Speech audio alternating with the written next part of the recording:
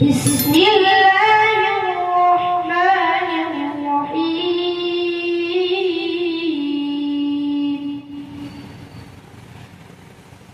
يا بني إسرائيل اذكروا نعمتي التي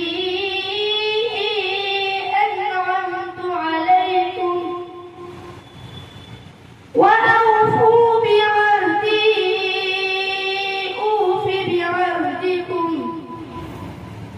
وإياي فارهبون.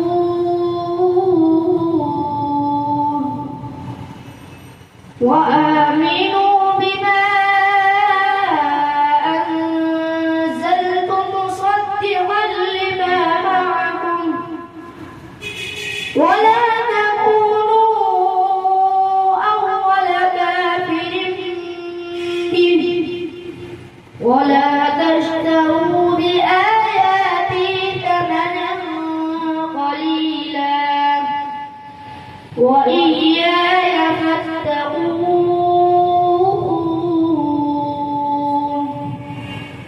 ولا تلبسوا الحق بالباطل وتكتموا الحق وأنتم تعلمون.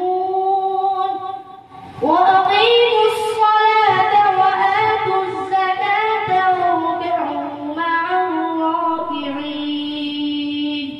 صدق